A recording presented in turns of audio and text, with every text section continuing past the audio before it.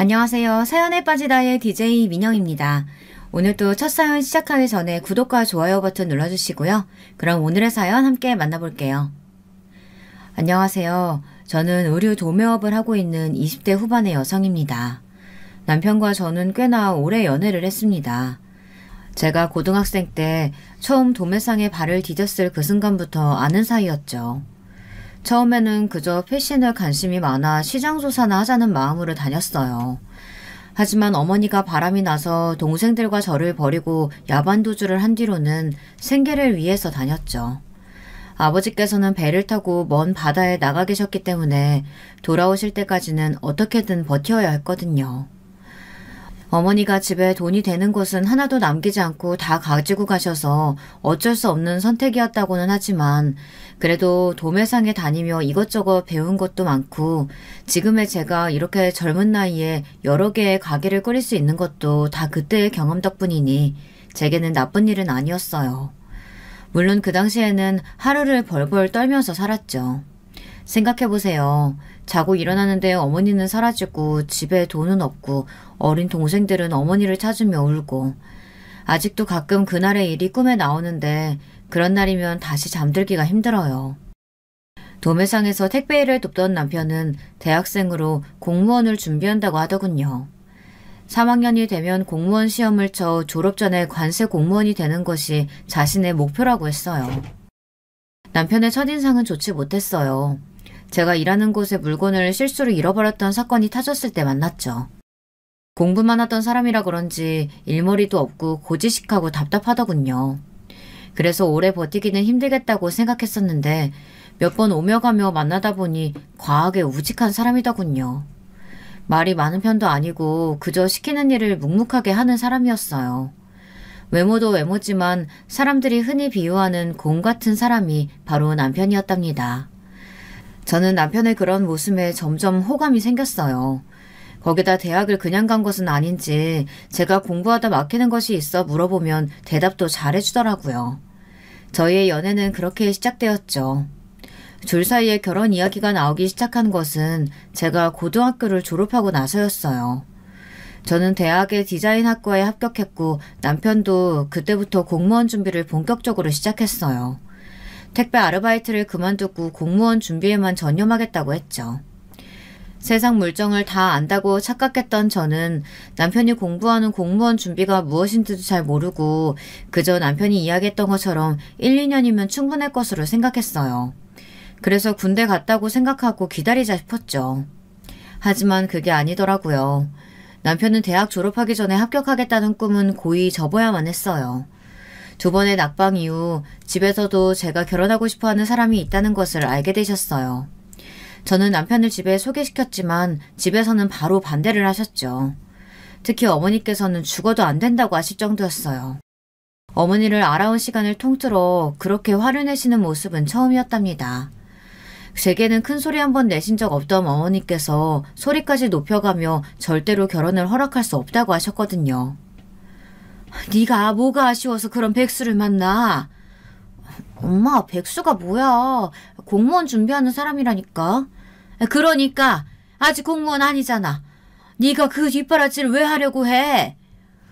뒷바라지 하기는 내가 뭘. 별거 없다고? 내가 다 들었는데 무슨 소리야? 너 그 사람 고시원도 원룸으로 옮겨주고 공부만 해도 합격하기 힘든데 무슨 일까지냐며 용돈까지 챙겨준다며? 내가 아무 이야기도 못 듣고 이러는 줄 알아? 오빠가 뭐라고 했는진 모르겠는데 그런 거 아니야. 원룸 얻어주기는 무슨 내가 쓰던 작업실 같이 쓰는 거나 마찬가지야. 그리고 용돈은 주기는 누가 줘. 오빠가 오버한 거야, 엄마. 어머니께서는 더 이상 무슨 고생을 더 할 것이 남았다고 그 길을 가느냐고 난리가 나셨죠. 어머니께서는 대학생이 되던 해에 아버지와 재혼하신 분인데요. 저를 많이 아껴주셨거든요. 어머니에게도 저와 동갑인 아들이 있었는데 지금은 저와 함께 도매상 일을 하고 있답니다. 하여튼 어머니께서는 남편을 마땅치 않게 여기셨어요. 그럴 수도 있다고 생각해요. 저라도 걱정이 되셨을 것 같아요. 우선은 미래가 불분명하잖아요. 1년에 몇 뽑지도 않는 공무원이 된다는 것이 얼마나 힘들겠어요. 그런데 그때는 무슨 고집이었는지 남편이 아니면 안 된다고 절대 헤어질 수 없다고 말해 어머니 속을 뒤집어 놓았답니다. 어머니께서는 결국 머리끈까지 질끈 묶으시고는 알아놓으셨어요. 저희 집에서는 이렇게 결사반대였다면 남편의 집에서는 쌍수를 들고 환영하셨답니다. 시어머니께서는 남편이 좋아하는 사람이라면 누구든 좋다고 하셨어요. 처음 인사 갔을 때부터 꽤나 다정하게 대해주셨답니다. 남편이 속상하게 하는 일이 있으면 언제든 자신에게 이야기를 하라고 하실 정도였죠. 남편에게는 여동생이 하나 있었는데요. 그 여동생도 처음 저를 보는 순간부터 언니라고 부르며 제게 무척이나 잘해주었어요. 당시에 저는 시어머니가 어떤 사람인지는 상상도 하지 못하고 그저 시댁에서 환영받아 다행이라고 생각했죠. 친정에서 남편과의 결혼을 허락하기까지는 꽤나 오랜 시간이 걸렸어요. 공무원 시험에 합격을 하고 나면 결혼을 허락하겠다는 전제 조건을 달아주시더군요.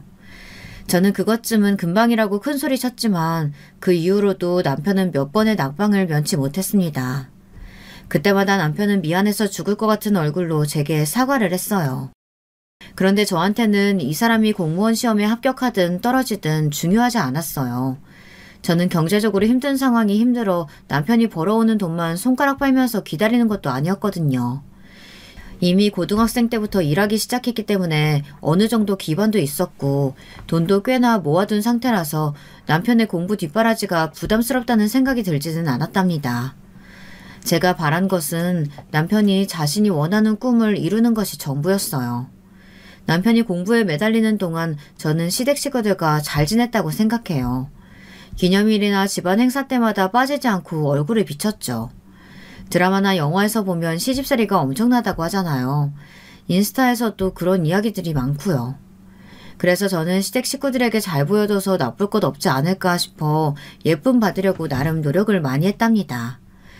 시댁에서도 남편이 저를 만난 것은 행운이나 다름없다고 하시면서 저를 살뜰하게 챙겨주셨고요. 제가 기관지가 약해서 겨울에는 감기로 고생을 하는데 시어머니께서는 우리 며느리 아프면 안 된다고 도라지며 배며 기관지에 좋다는 것을 잔뜩 넣은 약을 보내주셨거든요. 제가 어릴 때부터 그런 것들을 많이 먹어서 이제 신물이 난다고 생각했는데 이상하게 시어머니께서 보내주신 것들은 저하고 잘 맞더라고요. 덕분에 겨울마다 달고 다니던 기침도 많이 좋아졌답니다. 이렇게 잘 지낸다고 생각했던 사이가 틀어진 것은 정말이지 한순간이더군요. 남편은 6번의 미끄러짐 끝에 공무원에 합격했어요. 저희 부모님은 물론 시댁에서도 무척이나 기뻐하셨죠. 남편은 제게 당장이라도 결혼하자고 했지만 시댁에서는 가진 것 없이 빈손으로 무슨 결혼이냐며 자리를 좀 잡고 하자고 하더군요. 저도 당시 일이 너무 바빠서 그렇게 하자고 했죠. 저는 정말이지 시댁에서 제게 미안한 마음이 들어 그렇게 나오는 줄 알았어요. 하루는 시어머니 생신이라 다 함께 저녁을 먹기로 했어요. 남편은 막 일을 시작한 상태로 정신없이 바빴죠. 저는 어떤 선물을 할까 고민하다가 어머니께서 평소 좋아하시던 홍시와 함께 명품 가방을 선물하기로 했습니다. 어머니께서는 여러 모임을 다니시는 편이라서 어디든 편하게 들고 다니실 만한 것으로 고심해서 준비했죠. 생일 당일 시댁에 가보니 분위기가 평소와는 조금 다른 것 같았어요.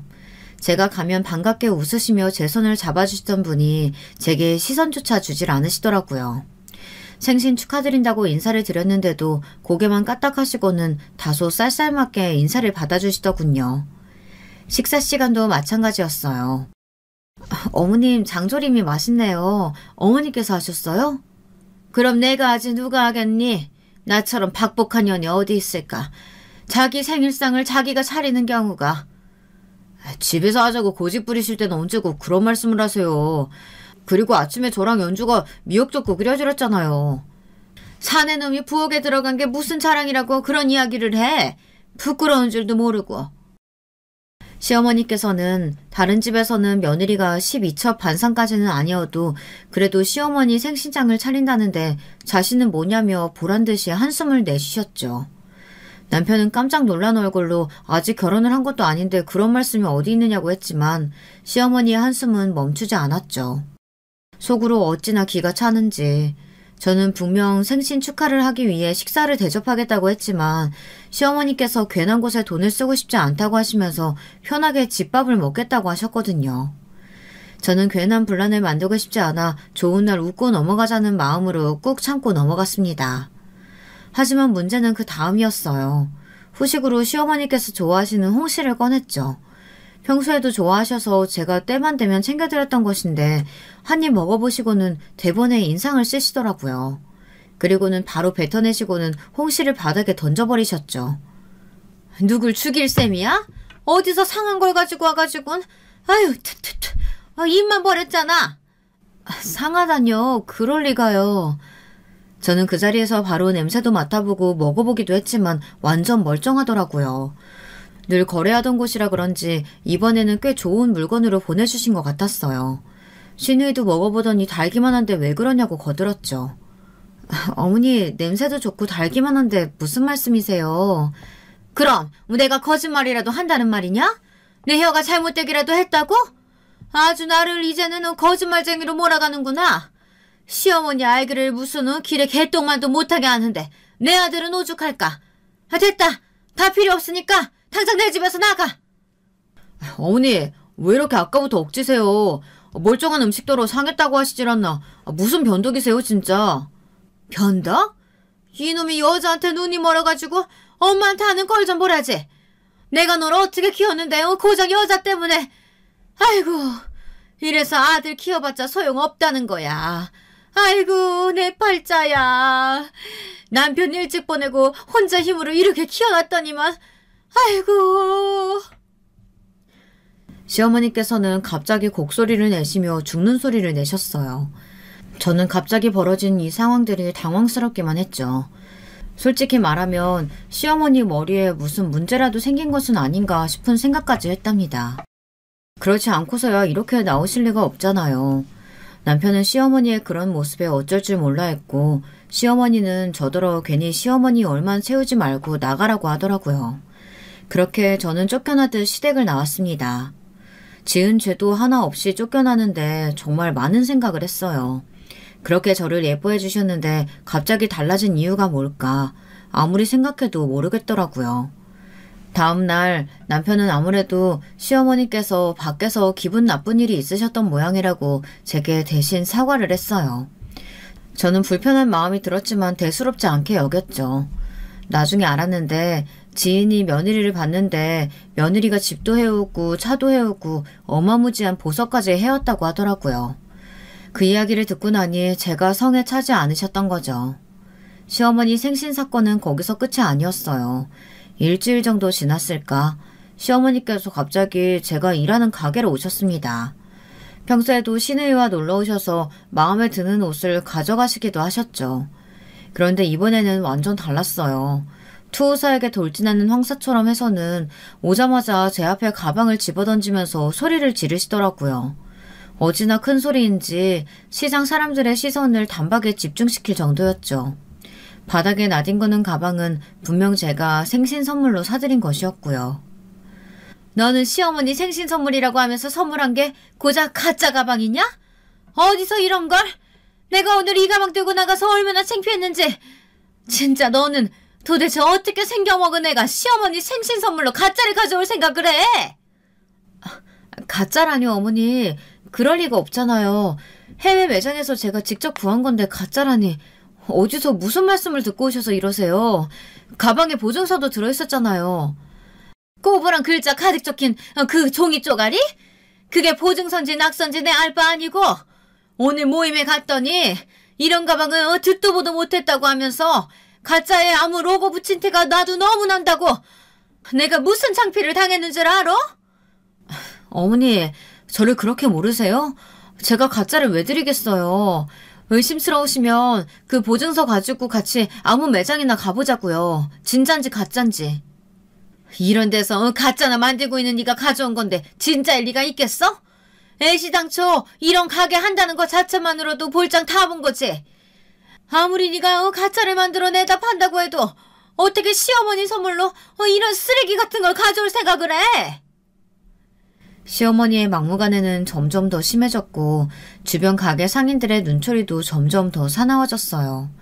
저는 제발 확인도 되지 않는 말을 그렇게 하지 마시라고 했지만 시어머니께서는 아무리 자기를 무시해도 그렇지 어떻게 이럴 수 있느냐고 더 소리를 높이셨죠. 그때였어요. 거래처에 다녀오던 오빠가 그 모습을 보곤 화가 머리끝까지 나서 저와 시어머니 사이에 나서서는 서슬 시퍼런 눈으로 시어머니를 노려보았죠.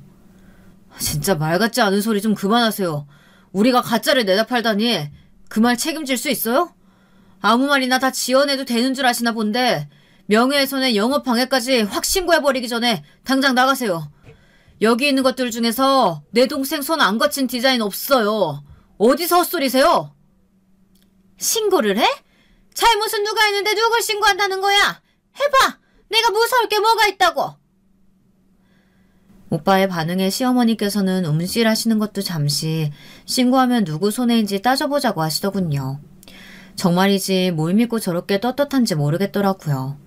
시어머니는 자기 아들이 뭐하는 사람인지 아느냐고 큰소리를 치며 함부로 하지 말라고 하셨어요. 아니 공무원이 뭐가 얼마나 잘났다고 저러나 그런 생각마저 들었죠. 어떻게 알았는지 시누이가 헐레벅떡 달려와서는 이게 무슨 일이냐고 왜 시어머니를 핍박하느냐고 저를 노려보더군요. 어이가 없죠. 누가 누구를 핍박했다는 것인지. 저는 끓어오르는 화를 눌러 참으며 시어머니께서 제게 한 행동에 대해 하나도 빠짐없이 이야기를 했어요. 시누이의 얼굴이 점점 붉어지다 못해 터져나갈 것 같더라고요. 나이 드신 분이 잘 모를 수도 있죠. 그렇다고 사람들 보는 앞에서 신고한다고 이야기하면 어떻게 해요? 모르고 하는 말에 그렇게 발끈해서 무섭게 몰아붙여야겠어요? 무섭게? 지금 여기 와서 소리 지르신 분이 누군데 그런 말을 해요. 아가씨, 어머니는 모르고 그러셨다고 해도 아가씨는 알 거 아니에요. 내가 알기는 뭘 알아요. 됐어요, 가요. 엄마, 속상하면 언니 불러서 이야기를 따로 하시든가 해야지. 뭐하러 여기까지 와서 힘을 빼요. 내가 너무 억울해서 그렇지. 오늘 모임 가서 내가 얼굴도 못 들고. 그만하고 가요, 엄마. 제발. 시누이와 시어머니는 그렇게 허둥거리며 가버렸어요. 오빠는 왜 그냥 보내느냐고 저더러 어떻게 저런 집구석으로 시집을 갈 생각을 하느냐고 아주 길길이 날뛰었어요. 저는 조용히 좀 하라고 오빠를 말렸지만 소용이 없었죠. 오빠는 집에 가서 다 이야기하겠다고 부모님이 아시면 이 결혼 엎어지면 엎어졌지 될 것 같느냐고 정색을 하며 말했습니다. 저는 제 선에서 처리할 수 있는데 무슨 소리냐고 절대 부모님께는 이야기하지 말라고 했어요. 오빠는 진정이 되지 않는지 씩씩거리면서 아까운 쪽은 저인데 뭘 믿고 저러는지 모르겠다고 하더라고요. 공무원이 뭐 그래 대수냐고 말이죠. 저는 쓴웃음을 지으며 오빠를 진정시키게 바빴어요. 그날 저녁 저는 시댁으로 찾아갔어요. 시어머니께서는 제 눈도 제대로 마주치지 못하시더군요. 저는 가짜라고 하시니 그 가방은 가져가겠다고 달라고 했어요. 그러자 시어머니께서 화들짝 놀라면서 선물이라고 가져올 때는 언제고 다시 가져가려고 하느냐고 하시더라고요. 그 태도에서 딱 알겠더라고요. 시누이와 나가서 진품인지 아닌지 확인을 하셨구나 싶었죠. 진품이란 소리를 들으니 민망한 마음이 들면서 아까운 마음이 드신 눈치였어요. 사실 좀 비싼 가방이었거든요. 저는 가짜라고 몰아붙이실 때는 언제고 이제 와서 그런 말씀을 하시느냐 하며 소파에 놓여있는 가방을 들었죠. 시어머니께서는 갑자기 들이닥쳐서 무슨 짓이냐고 하셨지만 저는 매몰차게 가방을 들고 나와 버렸어요. 시어머니께서 등 뒤에 대고 온갖 소리를 다 하셨지만 뒤도 돌아보지 않았죠. 다음 날 남편에게 연락이 왔더라고요. 시어머니께서 알아놓는 소리를 하시던데 무슨 일이냐고요. 저는 제가 겪었던 일을 이야기하고 시어머니께서 그렇게 부끄러워하시는데 뭐하러 두고 나오겠냐고 했죠. 뭘 그렇게까지 해. 어머니가 실수를 좀 하신 것 같은데. 실수? 그게 실수라고? 나를 무시하고 조롱하셨는데 그게 어떻게 실수? 그래, 가짜라고 의심할 수 있다고 쳐. 아무리 그렇다고 해도 나한테 찾아와서 가짜나 만들어 판다고 하시는 건 아니지. 당신도 알잖아. 내가 얼마나 노력해서 여기까지 왔는지. 알지. 내가 다 알지. 어머니가 말이 심하셨어. 그래도 이렇게까지 할 필요가 있어? 내가 홍씨 상했다고 하면서 채집 잡으실 땐 참았어. 아무리 그래도 어떻게 내가 하는 일을 그렇게 말할 수가 있어? 남편은 별것도 아닌 일로 크게 일을 키운다고 하더군요. 남편과 연애를 하면서 싸우지 않았다면 거짓말이겠지만 이렇게 크게 싸웠던 일은 처음이었던 것 같아요. 저는 진짜 결혼을 엎어야 하나 거기까지 생각을 했답니다. 그 정도로 사태는 심각하게 흘렀죠. 하지만 일주일 정도 지났나 남편이 말실수를 했다고 미안하다고 하더군요. 자신의 생각이 짧았다고 시어머니에게 확실하게 이야기를 해뒀으니 두 번 다시 기분 상할 일은 만들지 않겠다고요. 이때 확 돌아섰어야 했는데 알아온 시간도 있고 남편의 성격을 잘 알고 있었기에 저는 없던 일로 하겠다고 했어요.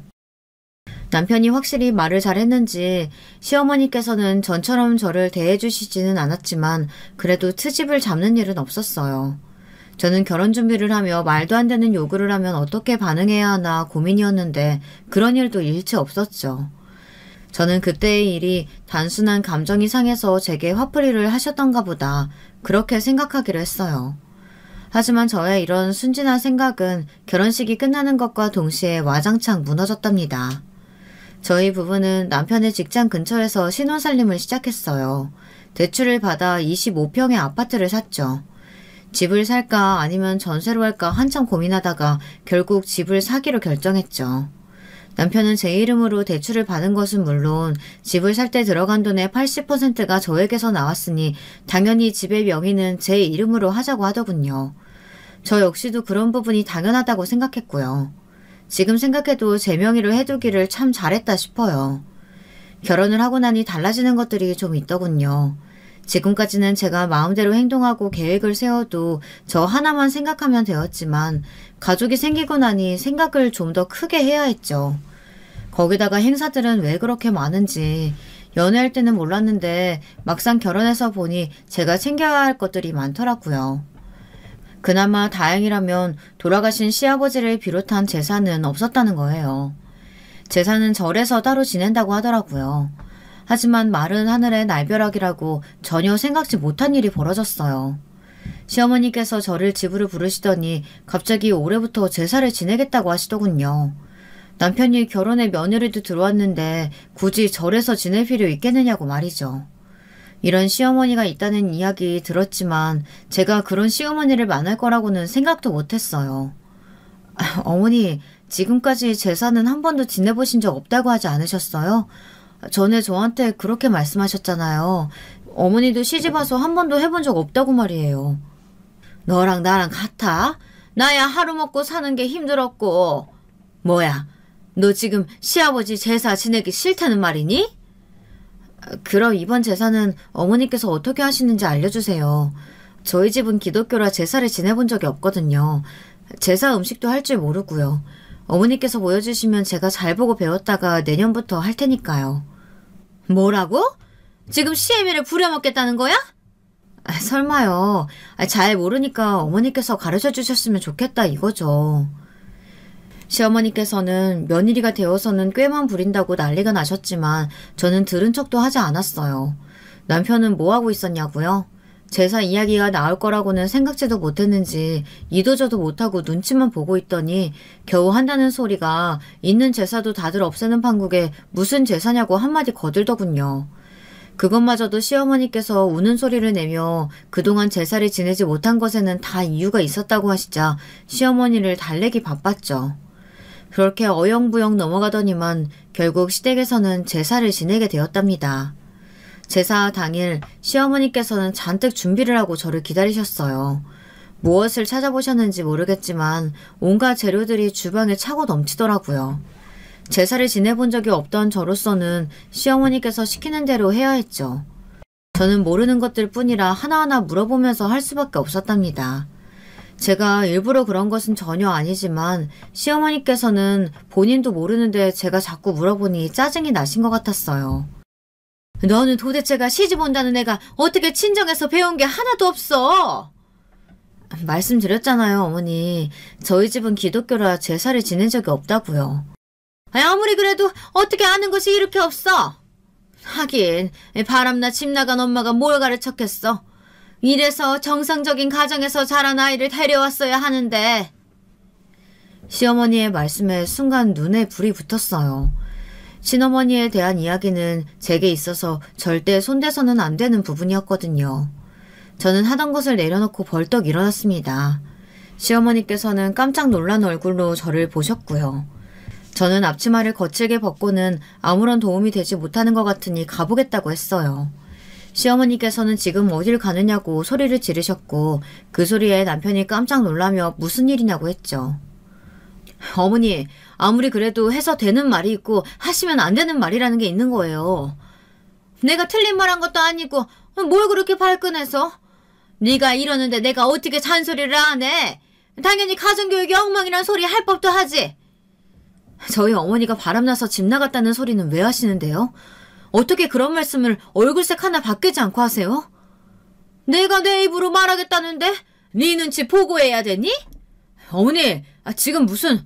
그만 좀 하세요. 그게 며느리한테 하신 말씀이세요?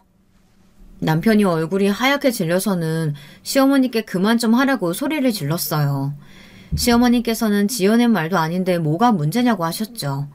남편은 할 줄도 모르는 제사를 왜 갑자기 지내겠다고 하셔서는 괜히 저한테 상처 주는 말을 하신다고 화를 냈어요. 시어머니께서는 오늘이 무슨 날인데 소리를 높이냐고 돌아가신 시아버지를 목 놓아 부르셨어요. 차라리 자신을 데려가질 그랬냐고 하시는데 어른께 할 말은 아니지만 가증스럽다는 기분까지 들었죠. 제사는 당연히 엉망이 되었어요. 남편이 겨우 말려서 그 자리를 박차고 나오지 못했죠. 잔뜩 굳은 얼굴로 음식을 만들었으니 제대로 된 것이 하나도 없었고요. 늦게 일을 마치고 돌아온 시누이는 개판에 가까운 제사상을 보고는 차라리 절에 모시는 것이 낫겠다며 집에서 이게 무슨 일이냐고 하더군요. 그 일이 있고 나니 저는 시댁으로 가는 것이 너무 싫고 짜증이 나더라고요. 가서 또 무슨 소리를 들을까 싶어서 가는 것이 꺼려졌죠. 그래도 어쩔 수 없는 상황이라는 게 있잖아요. 가령 남편 생일 같은 거요. 남편 생일날 저희 부부는 시댁 식구들과 함께 저녁을 먹기로 했어요. 평소 남편이 좋아하는 한식당을 예약해서 다 함께 모였죠. 시어머니께서는 뭐 대단한 일을 하느라고 코빼기도 보이지 않느냐고 한 소리 하셨지만 저는 대꾸도 하지 않고 가만히 앉아 있었어요. 남편이 분위기를 풀어보려고 이런저런 이야기를 했지만 저와 시어머니 사이는 좀처럼 풀리지 않았답니다. 그때였죠. 평소 남편이 좋아하는 시금치가 너무 맛있게 잘 되었기에 먹어보라고 남편 앞으로 반찬을 밀어주었어요. 그러자 시어머니께서는 못마땅한 목소리로 말씀하셨죠. 너는 네 남편 마른 게 눈에 들어오지도 않니? 다른 집은 결혼하면 남편들이 배가 나와서 걱정이라는데 네 남편 좀 봐라. 바싹 말라가지고. 도대체 뭘 챙겨 먹이기는 하는지. 그런 남편 앞에 고작 풀떼기가 내밀어서? 왜 그러세요, 어머니? 제가 좋아하는 음식이라고 챙겨주는데. 아이고, 이 미련한 거. 네가 자꾸 뭐든 다 좋다고 허허하니까 자꾸 뒷전으로 밀려나잖아. 아니, 둘 사이에 아이가 있는 것도 아닌데 남편 내조 좀 자라나는 게 그렇게 어려워? 이가 이번에 건강검진 결과 콜레스테롤 수치가 높아서 고기는 한동안 좀 가려야 한다고 나왔거든요. 이가 어머니 걱정하실까봐 숨기자고 했는데 이렇게 저를 나쁜 사람으로 몰아가시니 말을 안 꺼낼 수가 없네요. 제 대답에 시어머니의 눈이 화등잔만하게 커지더니 어디가 얼마나 나쁜 것이냐고 남편에게 물었어요. 남편은 약 먹을 단계는 아니고 그냥 조심하라는 이야기만 들었다고 하며 최근 식단 관리 중이라고 답했죠. 시어머니께서는 제가 제대로 식단을 짜지 못해서라고 하시더군요. 듣고 계시는 분들에게 물어보고 싶네요. 집에서 식단을 짜서 식사를 차리세요? 물론 그렇게 하시는 분들도 있으시겠지만 대부분 그날그날 먹고 싶은 음식을 준비해서 상을 차리지 않으시나요? 저는 그렇게 자랐거든요. 저는 발끈해서 한마디 하려고 했지만 남편이 먼저 나서서 학교도 아니고 무슨 식단이냐고 알아서 잘 관리할 테니 그만 이야기하시라고 했죠. 시어머니께서는 남편이 나서서 화제를 돌리자 더 이상 아무 말씀도 하지 않으셨고요. 그렇게 최악의 분위기 속에서 식사를 마쳤답니다. 시어머니께서 저희 집을 자신의 집처럼 드나들기 시작한 것도 그날 이후였어요. 남편의 건강이 걱정이 된다고 하시며 콜레스테롤에 좋다는 음식들을 바리바리 싸들고 집으로 찾아오셨죠. 냉장고를 가득 채우시는 것으로도 모자라서 출처도 알 수 없는 약들까지 가져오셔서는 저더러 아침 저녁으로 먹이라고 하셨답니다. 저는 병원에서 권해준 식단대로 잘 먹고 있다고 말씀드렸지만 요지부동이었어요. 툭하면 자꾸 찾아오는 시어머니 때문에 스트레스를 받는 것은 저였죠. 냉장고가 터질 것 같으니 이제 그만 반찬을 챙겨달라고 말씀드렸지만 그럴수록 시어머니께서는 더 화를 내셨어요. 아니, 내가 음식 가져다 준 게 언젠데 아직도 다 안 먹었어. 너 집에서 너희 남편 굶기니? 밖으로만 나돌아다닌다고 남편이 집에서 밥을 먹는지 굶는지 안중에도 없어? 어머니, 그이도 저도 일주일에 집밥을 먹어봤자 몇 번을 먹는다고요. 두 사람이서 사는데 어머니께서 가져다 주신 음식이 어디 하루 이틀 만에 다 먹을 수 있는 양인 줄 아세요? 시어머니가 음식 해다가 주면 감사합니다 하고 절을 해도 모자를 판거게 지금 반찬 많다고 타박하는 거니? 타박이 아니라요. 음식 해주시는 것은 너무 감사한데 저희가 먹는 양에 비해서 너무 많다고요. 그런데도 어머니께서 자꾸만 화를 내시잖아요. 시어머니께서는 냉장고에서 꺼내 먹는 것도 제때 못하느냐고 저를 한심하다는 듯 보시더니 당연히 비워져 있어야 할 반찬통이 그대로인데 어떻게 말을 안 할 수 있느냐고 화를 내셨어요. 저는 아무리 설명을 해도 같은 말만 하시는 시어머니에게 점점 지쳐갔어요. 벽을 두드리는 그런 기분이라고나 할까요? 그런 점은 시어머니도 비슷했던 모양이에요. 제가 말이 통하지 않는다고 짜증을 내시더니 냉장고에 들어있는 반찬들을 꺼내 싱크대에 버리기 시작하셨죠. 너무 어이없는 광경이 눈앞에서 일어나자 아무것도 못하겠더라고요. 그중에는 친정어머니께서 보내주신 김치도 있었어요. 남편이 친정어머니 김치가 맛있다고 해서 받아온 것이었거든요. 저는 급하게 김치통을 여는 시어머니를 만류하며 그만 좀 하시라고 했어요. 이 김치 내가 해준 것도 아닌 것 같은데 딱 보니까 친정에서 보내주셨나 보구나. 어쩐지 내가 김치 준다고 했을 때 괜찮다고 하더니만. 왜? 내 김치는 입에 안 맞디? 안 맞으면 네가 맞춰야지. 이게 뭐 하는 짓이야? 우리 아들이 내가 해준 김치 얼마나 좋아하는데. 그이가 저희 어머니 김치 맛있다고 좀 담아달라고 해서 받아온 김치예요. 제 대답에 시어머니의 얼굴이 삽시간에 굳더니만 이내 어디서 거짓말을 하느냐고 소리를 지르셨죠. 저는 진짜라고 말하며 남편에게 물어보셔도 된다고 했지만 시어머니께서는 입만 열면 거짓말을 하는 저에게 너무 실망스럽다고 하시면서 반찬통을 주방 바닥으로 던지셨어요. 반찬 국물이 사방으로 튀며 주방을 난장판으로 만드시고는 그대로 나가버리셨죠. 저의 인내심은 그날 끊어져 버린 것이나 다름없었습니다. 저는 남편에게 이런 식으로 행동하시는 시어머니를 이해할 수 없다고 말했고 남편 역시 미안하다는 말 외에는 할 말이 없다고 하며 제게 용서를 빌었죠. 저는 만약 이런 일이 한 번만 더 있으면 결혼이고 뭐고 다 그만두겠다고 엄포를 놓았어요. 그리고 그날은 생각보다 일찍 찾아왔죠. 결혼을 한 뒤 일복이라도 터진 건지 저는 앉아서 밥 먹을 시간도 없을 만큼 바빴어요. 거래처도 많이 늘었지만 무엇보다도 다른 매장을 새로 내기로 결정했거든요. 집에 들어오는 날보다 가게에서 보내는 날이 더 많아지면서 남편에게 미안한 마음이 들더라고요. 하지만 남편은 그런 저를 응원한다고 하며 전혀 미안해할 필요 없다고 말해주었어요. 덕분에 저는 더 힘을 내서 일에 몰두할 수 있었고요. 문제의 그날 저는 3일을 가게에서 보내는 바람에 잔뜩 지친 상태였어요. 아침을 준비하면서 집안이 좀 이상하다는 생각이 들었지만 저는 기분 탓이라고만 생각했죠. 여기저기 제가 모르는 물건들이 놓여 있었지만 잠이 더 고팠던 저는 나중에 일어나서 생각하자는 마음에 남편이 나가자마자 그대로 침대에서 기절해버렸어요. 잠결이지만 저희 집 현관 비번을 누르는 소리가 들리더라고요. 저는 잠결에 잘못 들었다고 생각하고 다시금 잠을 청했어요. 하지만 제가 잘못 들은 것이 아니더라고요. 몇 번이나 더 반복적으로 비번을 누르는 소리가 들리더니 이내 벨이 울렸어요. 집에 오기로 한 사람이 없었기 때문에 저는 귀찮은 마음에 꿈쩍도 하지 않았답니다. 가만히 있으면 알아서 가겠지 싶었거든요. 그런데 포기를 모르는지 벨소리가 멈추지를 않더라고요. 결국 저는 지친 몸으로 일어나 문을 열었죠. 저는 문을 열고 진짜 소리를 지를 뻔했어요. 상상하지도 못했던 사람이 잔뜩 화난 얼굴로 현관에 서 있더라고요. 시어머니였죠. 현관 비밀번호 바꾸기라도 한 거야? 왜 문이 안 열려? 혼자 있어서 잠금 버튼 눌러뒀거든요. 그나저나 어머니 연락도 없이 무슨 일이세요?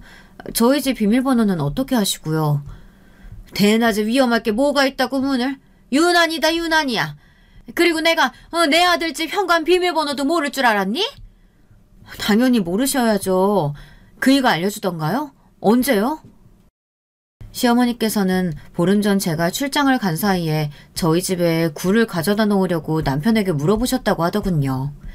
남편이 워낙 굴을 좋아해서 싱싱한 것으로 가져왔는데 제가 중국 출장으로 연락도 안 되고 남편도 퇴근 전이라 어쩔 수 없이 알려준 것 같았죠.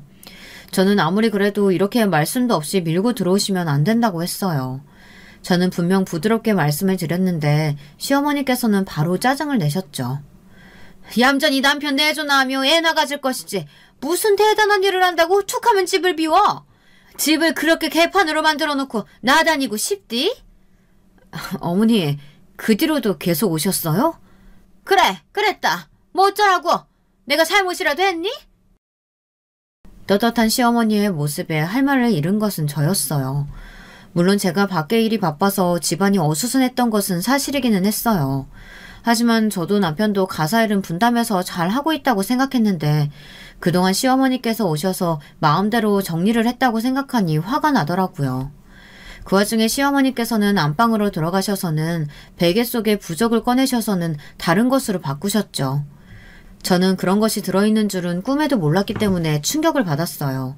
지금 그게 뭐냐고 떨리는 목소리로 물었더니 시어머니께서는 아들을 낳게 해주는 부적이라고 하시며 정기적으로 바꿔줘야 한다고 하셨죠. 저는 그런 미신은 믿지 않는다고 당장이라도 버리겠다고 했지만 시어머니께서는 그런 저를 힘껏 밀어버리셨어요. 결혼했으면 응당 애부터 가져야지. 우리 집이 얼마나 손이 귀한데. 어머니, 아무리 그래도 어떻게 저한테 말 한마디 하지 않고 이런 일을 하실 수가 있어요? 부적이라뇨.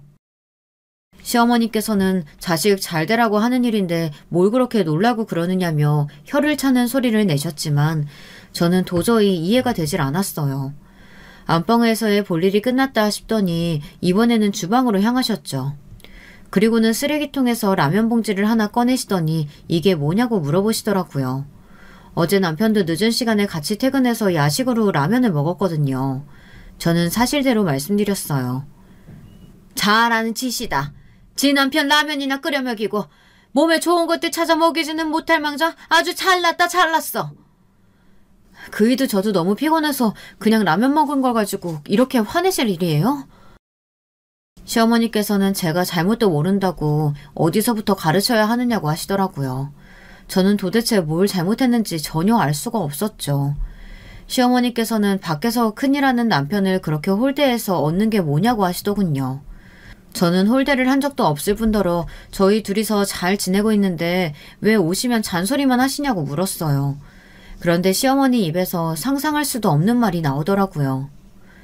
네가 밖에서 뭘 하는지 내가 어떻게 알아? 말로만 일한다고 하고 밖에서 남자랑 놀아날지 뭘 알겠냐고. 그 피가 어딜 가겠어? 지금 뭐라고 하셨어요, 어머니? 네 엄마도 바람나서 나갔다며? 너라고 다르겠니? 보고 배운 게 그것뿐일 텐데. 여자가 밖으로만 나돌아다니는데 그런 의심이야 당연한 거 아니냐고. 제 머릿속 어디선가 툭 하고 끊어지는 소리가 나는 것 같았어요. 저는 잔뜩 굳은 얼굴로 시어머니의 팔을 잡아 끌고는 당장 이 집에서 나가시라고 했죠. 시어머니께서는 어디 손을 대느냐며 제 팔을 쳐내셨지만 저는 무시하고 당장 내 집에서 나가달라고 말했어요. 내 집? 이년이 미쳤나? 여기가 내 아들 집이지 어떻게 네 집이야? 어머님, 왜 여기가 그의 집이에요? 저희 결혼할 때 그의 빈손이나 다름없었잖아요. 가구며 전자제품이며 제가 대부분 다 했는데 무슨 말씀이세요? 당연히 제 집이죠. 순간 눈앞에 별이 보이면서 한쪽 귀에 삐하고 이명이 들리기 시작했어요. 시어머니께서 있는 힘껏 제 뺨을 때리셨거든요. 입안이 터졌는지 알싸한 피맛이 났죠. 시어머니께서는 남편을 공경할 줄 모른다며 길길이 날뛰기 시작하셨어요. 이년아, 내 아들 집이지 왜 이게 네 집이야? 이 집 가장이 누구냐고? 내 아들이잖아. 그리고 내 아들 집에 내 맘대로 오겠다는데 네가 뭔데 나가라 마냐냐고. 꼭지가 확 도는 기분이 들었어요. 2년 전년 소리 듣는 것도 화가 치밀어 올랐지만 자기 아들 집이라고 생떼를 쓰는 시어머니를 보고 있자니 더 이상 참을 수가 없더라고요. 저는 결혼이고 뭐고 다 끝내야겠다는 생각이 들었어요. 그동안 참을 만큼 충분히 참았다는 생각도 들었고요. 아줌마, 여기 내 명의로 된 내 집이거든요. 대출받을 때도 내 이름으로 했고 여기 들어간 돈도 다 내가 벌어서 가져온 돈이라고요. 아줌마 아들이 이 집에 한 것이라고는 냉장고와 세탁기가 전부야. 알아? 2년이? 눈이 돌아가지고 지금 어디서 어른한테 덤벼들기를. 그래, 나는 돌았다. 그럼 아줌마는? 아줌마는 제정신이고? 이미 분노로 머릿속에 하얗게 되어버린 저는 시어머니를 아줌마라고 부르면서 당장 내 집에서 나가라고 말했어요. 저의 이런 말에 시어머니께서는 금방이라도 쓰러지실 것처럼 온몸을 부르르 떨며 미쳤다는 말만 반복하셨죠. 그리고는 대뜸 당장 머리 받고 빌라고 하시더라고요. 저는 코웃음을 치며 제가 왜 그래야 하느냐고 대꾸했어요. 아줌마, 당장 나가. 지금 내 집에서 안 나가면 무단 침입으로 확 경찰 부를 테니까. 내가 못할 것 같아? 이런 무례한, 아무리 보고 배운 게 없어도 시어머니한테 아줌마라니. 시어머니? 당신이 왜 내 시어머니야? 내가 어머니 불러주니까 진짜 어머니라도 된 줄 아는 것 같은데. 아줌마, 나 당신 아들이랑 아직 혼인신고도 안 한 사이야. 알아? 저의 폭탄 선언에 시어머니께서는 그 자리에서 한 발자국도 움직이지 못하셨어요. 떨리는 목소리로 혼인신고를 왜 안 했느냐고 되물어보셨죠. 저는 팔짱을 끼며 태연하게 말했어요. 남편이 바쁘다는 핑계로 좀 미루자고 해서 미루고 있었다고 말이죠. 시어머니께서는 떨리는 목소리로 그럴 리가 없다고 했지만 저는 그 자리에서 바로 남편에게 전화를 걸었어요. 그리고는 스피커폰으로 남편에게 물었죠. 우리 혼인신고 언제 하러 가? 그게 뭐가 급하다고 그래. 좀 천천히 하자, 천천히. 나 바쁘니까 나중에 이야기해. 시어머니는 그제야 저희 부부가 결혼만 했지 법적으로는 아무런 사이가 아니라는 것을 알게 되셨어요. 시어머니는 넋이 나간 사람처럼 가만히 계셨죠. 제가 나가라고 하는 말이 시어머니 귀에는 전혀 들리지 않는 것 같았어요. 저는 시어머니를 그대로 밖으로 내보내고 문을 닫으려고 했어요. 그러자 갑자기 시어머니께서 저를 밀치시고는 무슨 수작을 부렸기에 남편이 저렇게 나오느냐고 하셨죠. 저는 수작도 없었고 서로 바빠서 시간을 낼 여유가 없었을 뿐이라고 했어요. 하지만 시어머니께서는 분명 무슨 음모가 있는 것이 분명하다고 제게 무슨 생각으로 그런 일을 꾸미느냐고 말도 안 되는 억지를 쓰셨어요. 결국 저는 경찰에 전화를 해야만 했죠. 곧 경찰들이 도착했고 저는 불법 주거침입이라고 말하며 시어머니를 끌고 가달라고 말했어요. 시어머니께서는 내 아들 집에 왔을 뿐인데 며느리가 시어머니를 신고했다고 난리를 치셨지만 소용이 없었죠. 경찰서에 가서도 시어머니께서는 욕을 하시며 저를 때리려고 하셨어요. 곧 남편이 땀을 뻘뻘 흘리며 경찰서로 왔습니다. 시어머니께서는 무슨 구세주라도 만난 것처럼 남편을 붙들고 하소연을 하셨죠. 남편은 이렇게까지 할 필요가 있느냐고 하더군요. 순간 결혼 전의 사건이 생각나더라고요. 그때도 이렇게까지 할 필요가 있느냐고 남편이 말했었는데 말이에요. 나도 참을 만큼 참았고 내가 당신이나 당신 어머니한테 잘못한 거라고는 하나도 없거든. 나도 잘 지내고 싶었지만 어쩔 수가 없네. 더 이상은 내가 당신 어머니 며느리로 못 살 것 같으니까 정리하자. 정리하자라는 말이 어떻게 그렇게 쉽게 나와. 아니 어머니 입장에서는 그저 나랑 당신이 걱정이 되니까. 우리 엄마 아빠가 당신 걱정된다고 말 함부로 하시는 거 봤어? 우리 부모님이 내 걱정 핑계로 당신한테 싫은 소리 한 번이라도 하신 적 있으시냐고. 그냥 좀 한 귀로 듣고 흘리면 될 일을 가지고 너무 크게 일을 만드니까. 그러니까 나는 당신이 말한 것처럼 못 살겠으니까 그냥 정리하자고. 당신 짐은 내가 싸서 보내줄게. 당신이 결혼하면서 가져온 것들은 내가 돈으로 쳐서 입금시켜 줄 테니까 그냥 여기서 깔끔하게 갈라서자. 남편은 무슨 말도 안 되는 소리를 하느냐고 저를 붙들었지만 저는 뒤도 돌아보지 않고 경찰서를 나왔어요. 그 뒤로 몇 번이나 남편이 다시 이야기를 좀 하자고 했지만 저는 거절했죠. 들을 말도 없었고 할 말도 없었거든요. 남편도 지치는지 더 이상 연락이 오지 않더군요. 그렇게 저희는 이별을 했습니다. 그날 이후로 남편을 만난 적도 시댁 사람들과 부딪힌 적도 없죠. 대출이 걸려 있어서 당장에 이사를 할 수도 세를 줄 수도 없는 상황이라 우선은 동생에게 쓰라고 하고 저는 가게 근처 원룸에서 지내고 있습니다. 현실에서 도피할 목적은 아니지만 일에 좀 더 많은 애정을 쏟고 있죠. 제 이야기를 지금까지 들어주신 여러분, 남편의 말처럼 별일 아니다 생각하고 그냥 귀 닫고 살았어야 했을까요? 여러분들의 생각이 궁금하네요. 여러분, 두 번째 사연 시작하기 전에 좋아요, 구독 꼭 눌러주실 거죠? 그럼 두 번째 사연 바로 시작합니다. 안녕하세요. 저는 40이 넘은 여성입니다. 유튜브 보면서 이것저것 찾아보다가 사연 유튜브 보고 제 사연도 보내보고 싶어서 쓰고 있어요. 시댁하고 좀 황당한 일을 겪었거든요. 전 지금 서울에 살고 있고요. 그리 경제적으로 막 부유한 편은 아니지만 그래도 맨손으로 시작한 것 치고는 제법 열심히 잘 살고 있다고 생각합니다. 남편도 워낙 성실하고 부지런한 사람인데다 우리가 저축도 열심히 하고 재테크도 열심히 했거든요. 평생 정말 한눈 한 번 안 팔고 우리 부부 두 사람이서 우리 가정을 위해서 최선을 다해 살았다고 자부합니다. 덕분에 우리 아이들도 잘 자랐고요.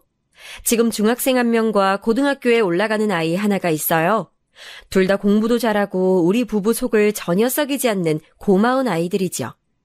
우리 부부는 겉으로 보기엔 전혀 걱정할 일이 없어 보이긴 해요. 하지만 그렇다고 모든 일이 다 좋을 수는 없는 법이라 사실 아주 오래된 문제거리가 하나 있긴 했어요. 바로 저희 시댁이었죠.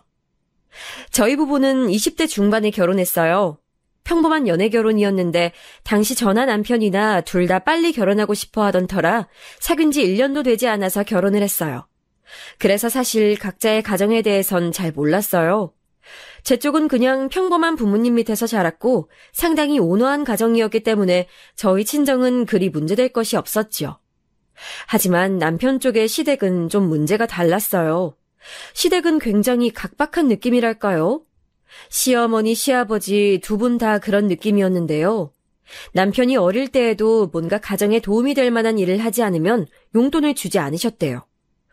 예를 들어 쓰레기 치우기라거나 설거지라거나 청소라거나 이건 뭐 아이 경제관념을 기르기 위해서 그럴 수 있다 치는데 심지어 밥까지도 그랬다는 거예요.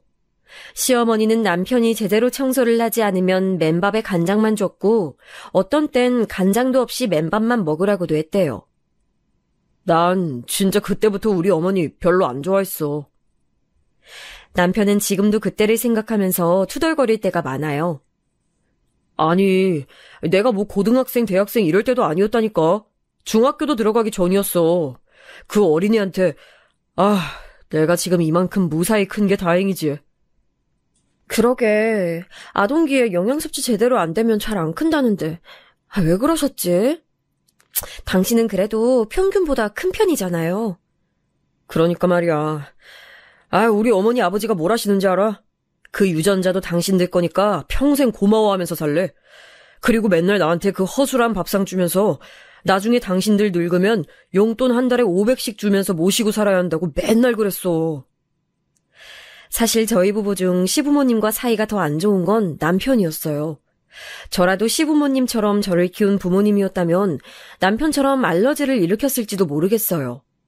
겉으로 보기에 시댁은 매우 정상적인 가정처럼 보였고 사실 남편이 당했던 게 아동학대인가 아닌가도 잘 모르겠긴 하지만 그렇게 좋은 교육 방법이 아니었던 것만은 확실하지 않나요? 그런데 또 형은 그렇게 교육을 안 시켰단 말이야. 그러게 말이야. 지난번에 추석 때 술 마시면서 당신이 그 얘기 꺼내니까 아주버님은 금시초문이라는 듯이 말씀하시던데? 형은 장남이라고 뭐든지 프리패스였어. 얼마나 차별을 받았는데. 잘못해도 회초리 한 번 맞은 적 없고 매번 청소나 설거지 안 해도 어머니가 쫓아다니면서 밥을 먹였다고. 내가 형하고 이야기 안 한 지 오래됐는데 지난번 추석 때 한 번 이야기한 게 처음이거든. 역시나 말 섞고 괜히 내 속만 터졌지. 남편은 매번 시부모님과 아주버님 이야기만 나오면 고개를 절레절레 흔들었어요. 실제로도 시부모님은 마치 아주버님과 남편이 다른 피인 것처럼 대하셨지요. 집안의 장남인 아주버님과 둘째 아들인 남편. 얼핏 생각하면 작은 아들이 더 예쁠 것 같은데 전혀 아니었나 봐요. 특히 시아버지도 가족 많은 집의 장남이라 장남이 귀했다고 하더라고요. 그중에 사귀던 사람이랑도 잘 안 되고 아주버님 위로 시어머니께서 임신을 했다가 유산까지 하신 상황이었기에 아주버님이 태어났을 때 엄청나게 기뻐하셨다고 하더라고요. 그래도 그렇지 장남하고 둘째 아들을 이렇게나 차별하는 건 처음 봐서 좀 의아하기는 해요. 차라리 그 시절에 남녀 차별이 있었다고 하면 이해나 하겠는데 그것도 아니라 똑같은 아들인데 말이죠. 아무튼 그래서 시댁에 가면 항상 속 터지고 배알 틀리는 일이 참 많았어요. 명절이 되면 친척분들이 많이 오는 집이라서 음식을 할 일이 참 많았는데 언제나 저희 부부가 먼저 도착해서 있으니 자연히 일도 저희가 더 많이 하게 됐죠. 저는 일 많이 하는 걸 피하는 성격도 아니고 해야 되면 기분 좋게 하는 타입이거든요. 그래서 뭐 어느 정도 상황에 따라 제가 더 많이 일을 하는 건 상관이 없어요. 다만 그게 매해 반복되고 10년이 넘도록 계속 저 혼자 음식을 한다면 문제가 좀 있죠. 어머님, 아니 뭐 이렇게 많이 사놓으셨어요? 많긴 뭐가 많냐. 육전하고 동태전 아무리 많이 해놔도 너희 친척들 몇 명 왔다 가면 아주 싹 쓸어가지고 간다. 어머님이 너무 많이 싸주시니까 그렇지요. 다들 좀 적당히 가져가야 다음 손님이 드시는데. 뭐? 예끼 이거사! 그렇다고 손님한테 음식 한 통을 안 싸보내니? 우리가 조금 더 많이 하면 되는 것을. 하지만 어머님, 이거 다 하려면 진짜 골 빠져요. 얼마나 힘든데요. 너 지금 네가 일한다고 유세 떠는 거냐? 됐다 됐어, 너 나와. 늙은 내가 하고 말지. 젊은 것이 유세 떠는 꼴 난 못 본다. 아니요, 어머님. 그게 아니라요. 제 말은 그게 아니라요. 매번 이런 식이었어요. 저희가 추석이나 설에 일찍 시댁에 도착하면 시어머니는 정말 너무 많이 음식 재료를 사놓으셨고 저는 입이 대빨 나와서 툴툴거리다가 결국 시어머니가 빽 소리를 지르시면 얼른 기가 죽어서 음식을 시작하는 시기였죠. 처음에 신혼 때는 시어머니가 뭐라 하시든 꼼짝도 안 하고 아예 말도 못했는데 그래도 이제 나이도 먹고 시어머니를 겪은 지 상당히 오래되고 하니까 불평이라도 할 수 있게 된 거였어요. 남편은 그렇게 부엌에서 갈려나가고 있는 저를 보면서 안타까워했지만 그렇다고 남편이라고 가만히 있는 건 아니었으니까요. 평상시 시부모님 두 분이서만 살아서 손 못 대고 살던 여러 가지 힘쓰는 일이나 귀찮은 일들을 죄다 남편이 왔을 때 시켰어요. 하다못해 뒷베란다 하수구 막힌 걸 뚫는 것도 그랬고 안방 전구를 가는 거라든가 화장실 곰팡이 제거제 바르는 것까지도 그랬죠. 시댁에만 가면 저희 부부는 엉덩이를 붙이지도 못했어요. 저희 아이들을 데려갔더니 아이들까지도 일을 시키려고 하셔서 기겁을 하고 애들은 아예 시댁 갈 때는 데려가지도 않았어요. 아니면 데려갔다가도 바로 나가서 놀라고 용돈을 줘서 내보내든가요. 애들 그런 식으로 키우면 안 된다. 평소에 일도 시키고 혼도 내고 해야 빠릿빠릿해지는 거지. 애비를 내가 그렇게 키워서 저렇게 모든 일을 잘하게 된 거잖아. 너희 애들 너무 둔에 빠지고 일을 못해. 아유, 어머님. 집에서는 애들이 지들 먹은 거 직접 설거지도 하고 집 청소도 하고 잘해요. 근데 명절에 할아버지 할머니 댁 왔으니 나가서 놀라고 하는 거죠. 그러니까 친가에 왔을 때 어른들 공경하면서 일 도와주는 걸 배워야 한다는 거야. 마찬가지로 둔한 네가 애들을 가르치긴 뭘 가르치니. 아유, 좀 더 시댁에도 자주 다니고 시부모님 공경도 하고 그래야 되는데 그 기본적인 것도 안 하면서 아유. 시어머니가 그렇게 저한테 속사포로 쏘아붙이면 시아버지는 맞는 말이라는 듯 옆에서 고개를 끄덕이고 있었어요. 화장실에서 남편은 혼자 실리콘 보수하느라고 진땀을 빼고 있는데 시아버지는 차 한 잔 앞에 두고 신문만 읽고 있는 꼴이 어찌나 꼴보기 싫던지요. 저희가 그렇게 고생을 하고 있으면 추석 당일이나 설 당일에 아주버님 부부가 느긋하게 오곤 했어요. 그 집은 애들 둘을 다 조기 유학을 보내서 국내에는 부부뿐이었지요. 아침상까지 다 봐서 힘들게 해놓고 나면 그제서야 아주버님과 형님이 고개를 들이밀고 생글거리면서 시부모님한테 인사를 하곤 했죠. 어머 동서, 이번에도 정말 맛있는 거 많이 했네? 네. 아유 얘 둘째는 한 것도 없다. 내가 준비 다 해놓은 거 좀 돕기만 했다. 내가 다 했어. 어머 어머님, 역시 솜씨가 좋으세요. 어머님 손맛 좋은 건 알았지만 항상 놀란다니까요. 형님은 제가 해놓은 전을 손으로 집어먹으면서 시어머니의 팔짱을 끼고 애교를 부리곤 했어요. 그러면 시어머니는 만족스러운 얼굴로 전을 하나 더 집어서 쥐어주면서 거실로 가서 쉬라고 말했죠. 당연히 저는 싱크대에서 음식을 하고 나서 나온 설거지 그릇들을 씻고 남은 준비를 하느라 여념이 없었고요. 간신히 준비가 끝나서 식구들이 모두 자리에 둘러앉고 나서 한술 뜨고 있으면 그제서야 손에서 물기를 닦으면서 자리에 앉을 수 있었어요. 그 와중에도 식구들이 음식을 더 달라고 하면 계속 일어나서 왔다 갔다 하면서 음식을 담아주느라 제대로 제 밥을 해먹을 시간이 없었죠. 근데 일어서서 정신없이 움직이는 저를 보면서 형님이 한마디를 했어요. 아, 동서. 나이도 아직 많지 않은데 멋 좀 내고 살아라. 지금 입은 거 그것도 홈쇼핑 옷이지? 홈쇼핑 옷이 질도 좋고 값도 싸요, 형님. 그런 걸 입으니까 아줌마 같아 보이지. 아직 나이도 그리 많지 않으면서 어째 저럴까 몰라. 도련님은 동서 그렇게 후지고 입고 다녀도 괜찮대? 형님은 항상 제 옷차림을 지적하기도 했어요. 저와는 달리 멋도 많이 내고 얼굴이 정말 예쁜 여전히 날씬한 처녀 같은 형님 모습에 제 아줌마 같은 모습이 의식될 때도 있었죠. 저는 가정주부로서 이런 제 모습이 부끄럽진 않았지만 동시에 조금 형님과 비교돼서 기가 죽는 것은 있었어요. 아주버님과 형님은 차를 마시면서 시부모님한테 온갖 아부와 애교를 떨어댔어요.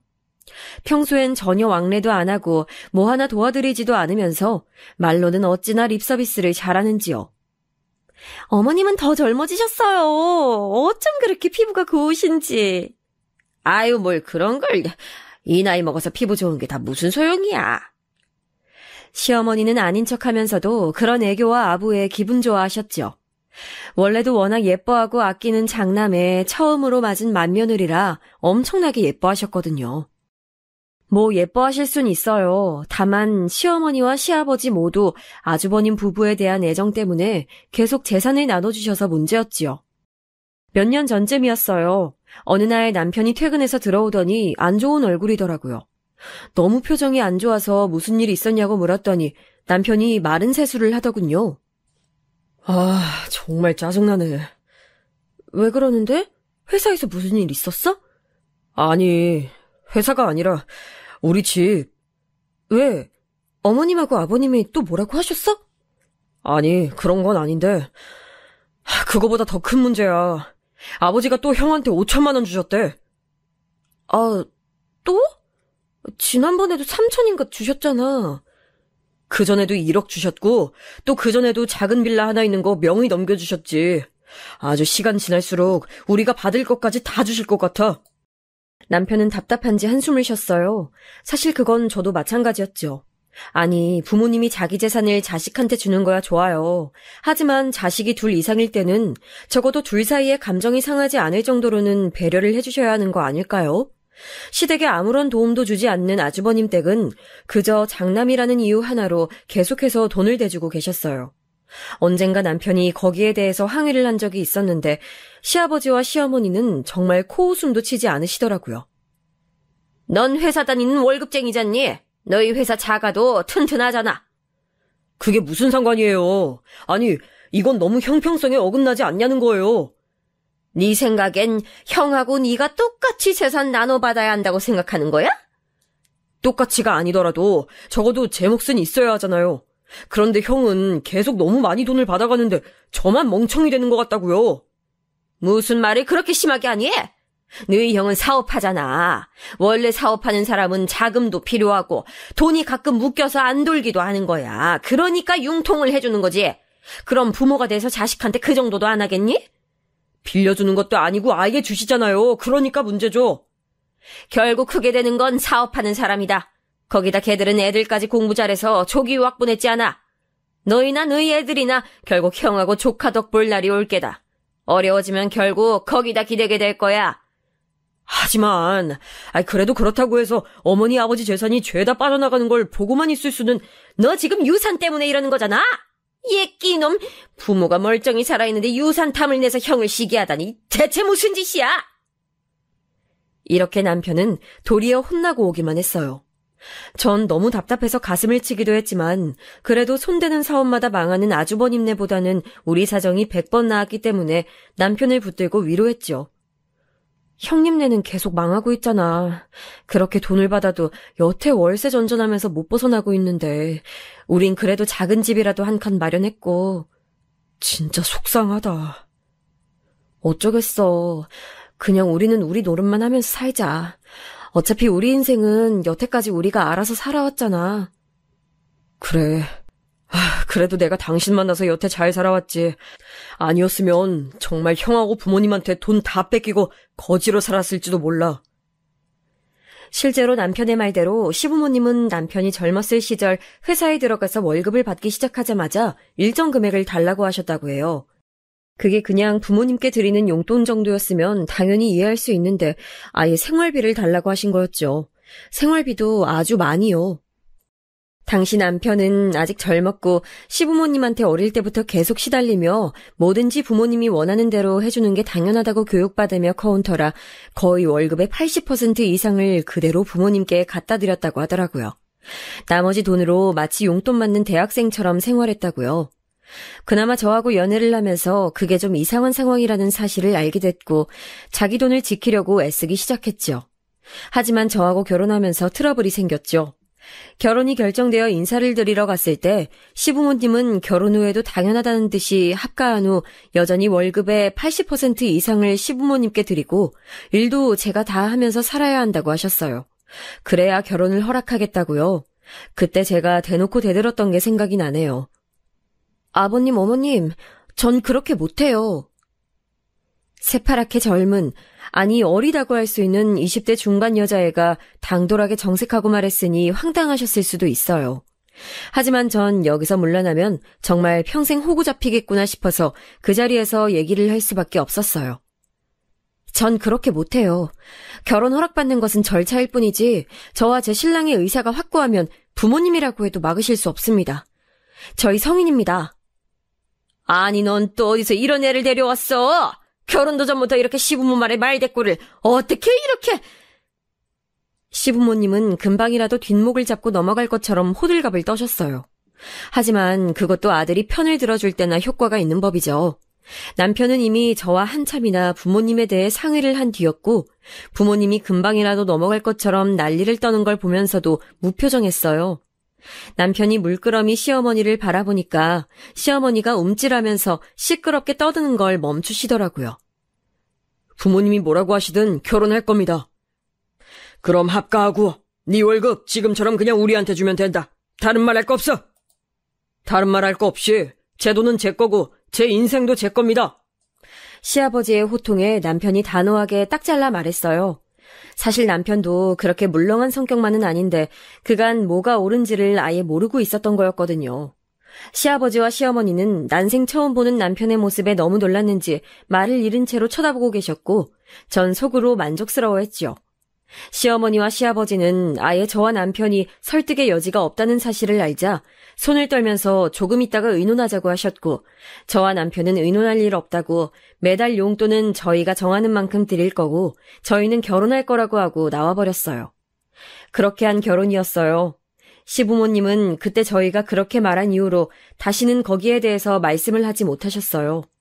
아마 평생 얌전하게 순종적이었던 아들이 난생 처음 대들었던 것이 충격이었는지도 모르겠어요. 하지만 그런 덕분에 저희는 합리적인 선에서 시부모님께 용돈을 드리고 저희 살림을 꾸려나갈 수가 있었어요. 남편의 월급은 많지도 적지도 않은 평균적인 수준이었기에 열심히 아끼고 모아서 정말 서울 외곽에 그럭저럭 낡고 작은 아파트를 사고 아이들을 키울 수가 있었죠. 겨울엔 난방 덜 틀려고 집안에서 두터운 스웨터를 입고 슬리퍼를 신고 지내는 생활이 아주 익숙했지요. 얘들아, 안 쓰는 방 불은 항상 끄고 다녀야 한다고 엄마가 말했지? 네, 엄마. 그리고 뜨거운 물 쪽으로 수도꼭지 해놓으면 안 돼. 그럼 안 쓸 때도 보일러가 돌아가. 저희는 아이들도 근검절약하는 생활을 익혀놓는 것이 좋다고 생각해서 어릴 때부터 그런 식으로 교육을 시켰어요. 하지만 아주버님네는 전혀 그런 생활과 거리가 멀었어요. 아주버님네는 아이들을 전부 조기 유학을 보냈는데 요즘 애들은 어려서부터 영어 공부시켜야 나중에도 잘할 수 있다면서 아이들 교육에 큰 열의를 보이지 않는 저희를 어리석다면서 비웃었어요. 아, 동서. 그런 식으로 애들 교육 어려서부터 엉망으로 시키면 나중에 후회해. 나중에 영어 한마디 못하는 애들을 대체 어디다 써? 형님, 그래도 저희 애들 책 열심히 읽어요. TV 안 보고 책 많이 보고 글도 잘 쓰고. 그게 요즘 무슨 상관이야. 영어 잘하고 미국 선진 문화도 배워와서 세련돼야지 행세를 하지. 요즘은 책 읽고 이런 거 다 소용없어. 고리타분하게 그게 뭔 소리야. 저희는 좀 어이가 없었지만 그냥 그러려니 했어요. 아이들 교육이야 부모들 권한이고 저희가 뭐라고 할 건 아니었으니까요. 다만 저희한테 어찌나 잘난 척을 하는지 사실 좀 속에서 열불이 날 때가 많기도 했긴 했어요. 조카들이니까 그냥 참고 있는 거지. 그 애들 사건 사고 칠 때 옆에 있던 저한테 전화해서 미주알 고주알 말하면서 자기가 죽겠다고 했던 걸 형님은 완전히 잊어버린 것 같더라고요.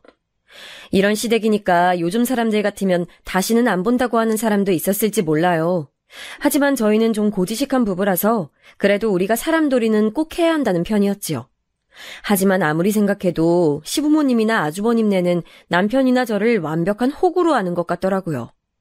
어느 날이었어요. 그날은 한 달에 한 번 시댁에 가서 식사를 함께하는 날이어서 저희 부부가 가서 또 여러 가지 일을 봐드리고 있었지요. 전 당연히 식사 준비를 혼자 하고 있었고 남편은 여러 가지 보일러며 하수구며 손보고 있었어요. 그때 아주버님네가 시댁으로 들어왔죠. 그런데 들어오는 아주버님의 얼굴이 좀 어둡더라고요. 엄마, 아빠, 나 이번에 돈 좀 주셔야 돼요. 뭐, 돈? 왜 그러니?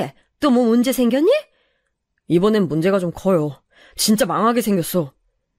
아니, 지난번에 돈 줘서 막은 거 아직 반년 안 되지 않았어? 아이, 그거랑 다른 문제예요. 사업하면서 문제 생기는 거 당연하잖아. 시어머니의 물음에 아주버님이 날카롭게 말했어요. 시어머니는 화를 내기는커녕 오히려 기가 죽어서 목을 움츠렸고 시아버지가 걱정스럽게 물었죠. 아니 무슨 일이냐? 얼마나 필요하길래 그래? 2억이요. 뭐 2억? 예. 아빠 그 정도는 여유 있으시잖아요. 내가 무슨 돈이 있냐? 지난번에도 분명히 말했잖아. 그때 준 5천이 우리 여윳돈 전부라고. 그럼 이거 주택담보로 대출 좀 받아서 줘요. 2억은 충분히 나올 거 아니야. 이 녀석아! 그럼 우린 그건 못 갚으면 길바닥에 나가 앉으란 얘기냐? 그럼 이 아파트 팔아서 그 돈으로 우리 2억 주고 나머지 돈으로 빌라 사 나가시면 되겠네. 이 녀석아! 시아버지는 아주버님 말에 이번에야말로 정말 화가 난 것 같았어요. 하지만 시어머니는 혹시라도 아주버님이 혼이 날까 무서운지 안절부절 못하면서 두 사람 사이에서 어쩔 줄을 몰라 했지요. 그때 남편이 사이로 끼어들었어요. 형, 이 아파트 시세 몰라? 2억 형한테 주고 나면 부모님 빌라도 못 가셔. 그럼 전세나 월세라도 살면 되잖아. 나도 오죽급 하면 일하겠냐? 아니, 여태까지 형이 가져간 게 대체 얼만지 알아? 그 돈 다 어쩌고 이러는 거야. 야, 월급쟁이가 뭘 알아. 사업하는 사람은 가끔 돈이 묶이면 급하게 필요하기도 하고 그런 거야. 그럼 돈 풀리고 나선 갚았어야지. 대체 여태 가져가기만 하고선 이번엔 부모님 길바닥에 나앉게 하려고 그러는 거야? 아유, 온실 속 화초로 사업 한번 안 해본 분은 몰라요. 사업이 얼마나 힘든지. 형님이 부드럽게 달래듯이 말하는데 오히려 그 말이 더 기분이 나쁘더라고요. 저는 입을 다물고 있었지만 슬슬 화가 치밀어 오르고 있었어요. 그때 시아버지가 이 말을 짚고 있다가 이내 아주버님에게 말했어요. 그만하고 이리 들어와라. 너하고 첫째 아가 너만 들어와라. 둘째 너희는 밖에 있어.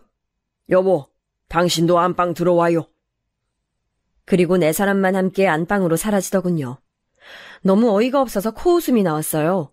왜냐하면 여태까지 항상 돈을 주시기 전에 저런 식으로 넷이서만 이야기를 쑥덕거리곤 했거든요. 이번에도 또 돈을 주기는 하겠더라고요. 근데 이번엔 정말 금액도 크고 자칫하면 시댁 부모님이 있을 집조차 잃을 수 있겠다는 생각이 들었어요. 나 이번에 일 잘못돼서 시부모님 거리에 나앉아도 안 모셔. 알지? 전 시댁 거실에 선 채로 남편을 흘끗 쳐다봤어요. 그랬더니 남편도 고개를 끄덕이더군요. 전 짜증이 나서 남편하고 먼저 식탁에 앉아서 밥을 먹어버렸어요. 제가 애써 해놓은 음식들이 다 식어가고 있더라고요. 한참 후에 안방에서 나온 시부모님과 아주버님네의 표정은 상반됐어요. 시부모님의 표정은 결코 박다고는 하지 못할 표정이더군요. 아마 이번에도 돈을 주면 절대 받지 못하고 자칫하면 진짜 거리로 나앉을 수도 있다는 사실을 깨달아서였겠죠. 그리고 아주버님네는 이번에도 성공했다는 듯 아주 해맑고 기뻐 보였어요. 식사들 하세요. 다 차려놨으니까요. 어머, 고마워 동서. 내가 이래서 시댁 오는 걸 좋아해. 시댁 오는 거 좋아하는 며느리 요즘 참 드물어요, 어머님. 근데 전 좋더라고요. 어머님하고 동서가 워낙 잘해줘서요. 형님이 입에 발린 소리로 칭찬을 떠들어댔어요. 시어머니는 평소라면 거기에 넘어가서 해벌레 했을 텐데 이번엔 좀 표정이 안 좋은 채로 고개만 끄덕이시더군요. 저희 부부는 자리에서 일어서서 식탁에 자리를 내드렸어요. 어머! 이렇게 찌개를 먼저 먹어놓고 그냥 일어서면 어떡해? 좀 데워오고 반찬도 좀 새로 꺼내고. 형님이 하세요. 뭐? 제 차가운 말에 형님이 놀란 듯 눈을 크게 뜨더라고요. 전 좀 짜증이 났어요. 아니 참는 것도 한도가 있지 당장 눈앞에서 시부모님의 재산 중 2억을 가져가는 꼴을 보고서 더 이상 참기가 힘들더라고요. 사실 시부모님이 돌아가시면 저희가 받을 유산이기도 하잖아요. 뭐 아직 정정하신데 유산 타령을 할 생각은 아니지만 이미 아주버님네가 가져간 것만 해도 시댁 재산의 70% 이상은 되는 것 같았거든요. 대체 우리 남편은 뭔가 싶었던 거였죠. 너 그게 손윗동서한테 무슨 말버릇이냐? 시키는 대로 빨리 반찬하고 국찌개 데워와. 시어머니가 눈살을 찌푸리며 말했어요. 그 지경이 돼도 맏며느리가 예쁘긴 하셨는 모양이에요. 전 대답하지 않고 그냥 돌아서서 집에 가려고 거실로 나갔어요. 시아버지와 시어머니, 아주버님네 4명이 어처구니 없다는 얼굴로 저희를 쳐다보고 있는데 뒤도 안 돌아보고 나와버렸죠. 이번엔 정말 선을 넘었고 형님한테도 전화가 왔지만 아예 안 받았어요. 난생 처음 저와 남편이 동시에 반항 아닌 반항을 한 거였으니 어처구니도 없었겠죠. 전 그렇다고 이번엔 숙이고 들어갈 마음 같은 것도 없었기 때문에 당연히 그냥 무시를 했어요. 그래도 며칠이 지난 뒤에 처음으로 시어머니의 전화를 받았을 때 저는 말로 좋게 설명을 해보려고 애썼어요. 어머님, 제가 화가 나겠어요, 안 나겠어요. 아주버님네는 부모님한테 해야 하는 의무는 전혀 안 하면서 자기네가 하고 싶은 것만 하잖아요. 그게 너희가 무슨 상관이야? 내가 괜찮다는데. 어머님, 그만큼을 저희가 더 해야 하잖아요. 당연히 상관이 있죠.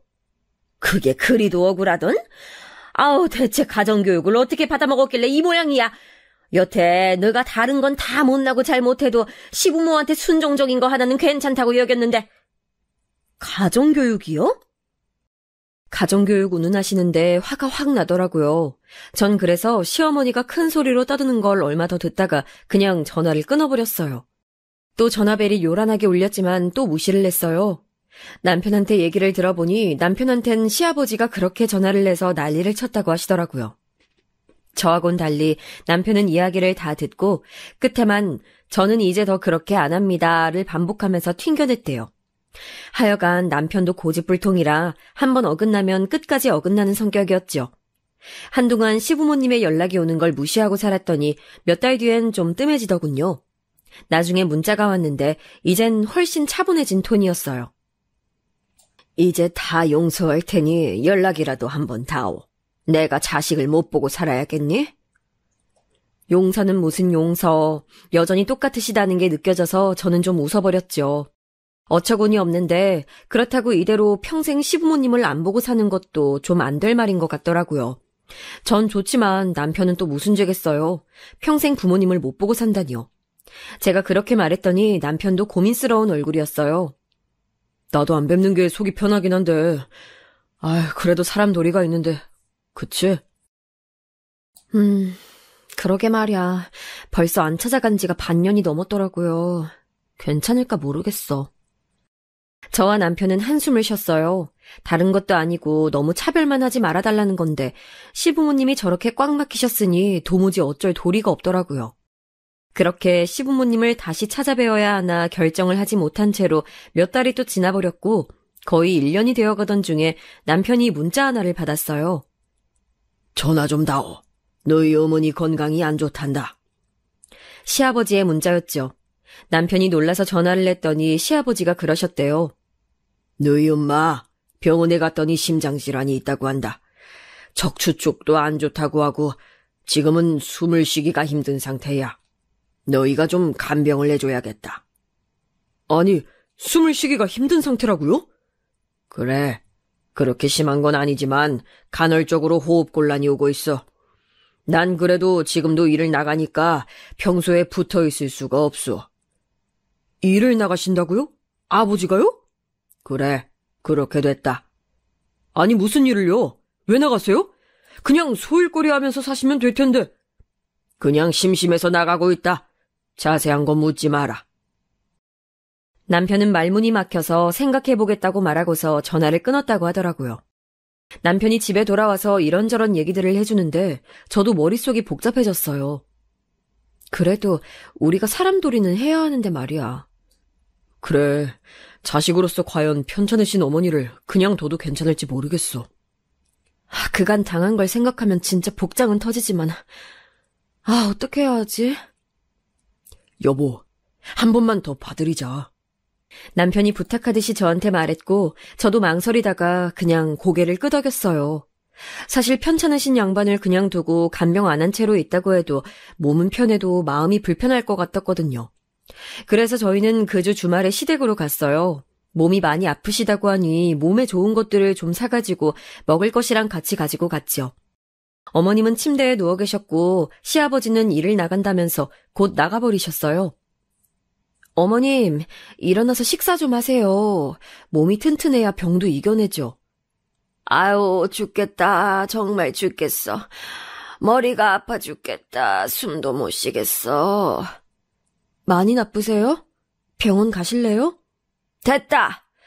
지금 와서 너희가 무슨 선심쓰듯 간병을 하겠다고 온 거야. 너희가 그딴 식으로 나가버리고 나서 내 전화까지 무시해서 내가 화병이 도졌어. 이게 다 너희 때문이야. 시어머니는 저희한테 날카롭게 말씀하셨어요. 몸이 안 좋으시니까 저렇게 날카로워지실 수 있죠. 저희는 이해하기로 하고 그냥 별말 안 했어요. 시어머니도 말씀하시다가 호흡이 곤란해지니까 더 이상 말은 못 이으셨고요. 저희는 말없이 그 사이 엉망이 된 시댁을 치우고 음식을 해서 놨어요. 근데 시어머니는 숨을 몰아쉬면서 저희를 노려보다가 저한테 그러시더군요. 너 둘째, 오늘부터 매일 와라. 와서 청소하고 식사 준비해. 제가요? 그래. 이게 전부 너희 탓이니 당연히 너희가 책임져야지. 애비는 매일 나가서 일해야 하니 어쩔 수 없지만 넌 집에서 놀면 뭐하냐. 와서 일해라. 저희 애들은 어쩌고요, 어머님. 저희 집 살림도 있는데. 너희 애들은 이미 다 컸는데 뭘 챙겨? 핑계대지 마. 내가 네 나이 땐 시댁하고 내 살림 동시에 다 했어. 진짜 그땐 어이가 없더라고요.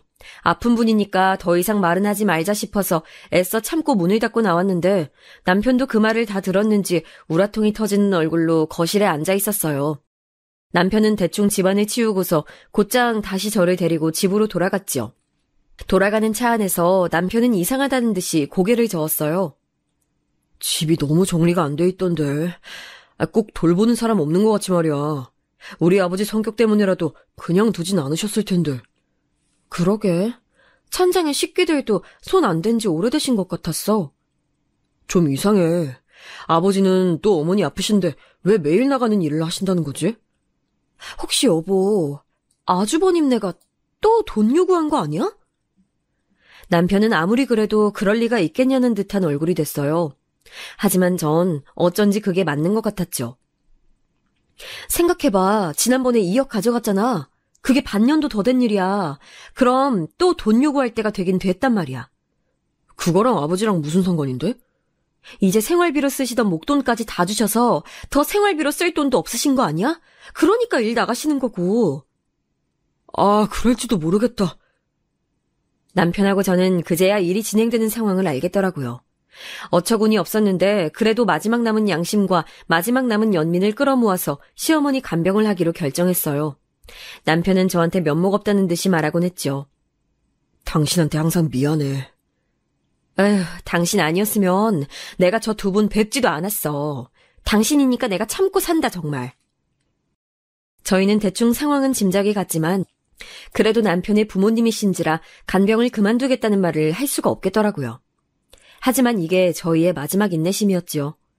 저나 남편이나 한 번만 더 시댁이나 아주버님이 이런 식으로 나오면 간병이고 뭐고 다시는 안 보고 살 마음이 점점 더 짙게 쌓이고 있었어요. 그리고 저희는 계속해서 시댁으로 시어머니 간병을 다녔죠.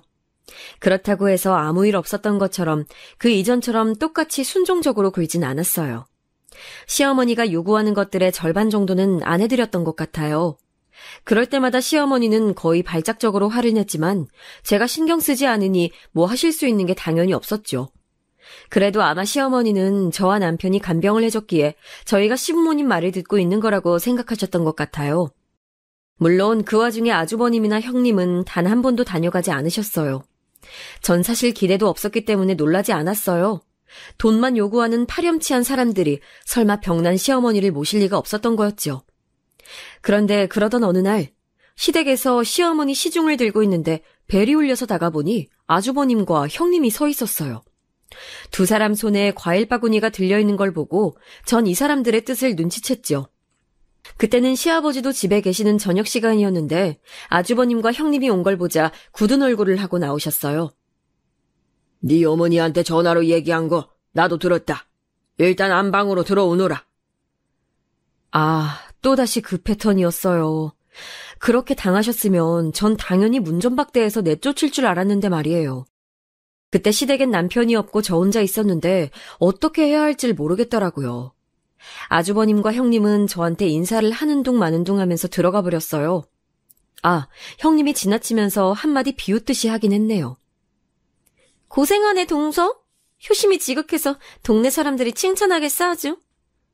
네, 그동안 한 번도 안 오시더니 오늘 오셨네요. 내가 그동안은 바빠서서 말이야. 사업하는 사람이라는 게 그렇거든. 형님은 피식 웃으면서 아주버님을 따라서 들어갔어요. 안방에는 시어머니가 누워서 쉬고 있었으니 또다시 저를 제외한 그 네 사람이 모여서 쑥덕거리고 있는 거였죠. 전 참을 수가 없어서 집에 있는 남편에게 전화를 해서 곧 오라고 했어요. 남편은 곧장 움직였는지 대략 30분 뒤에 시댁에 도착해서 급히 들어오더라고요. 왜? 무슨 일이야? 안방.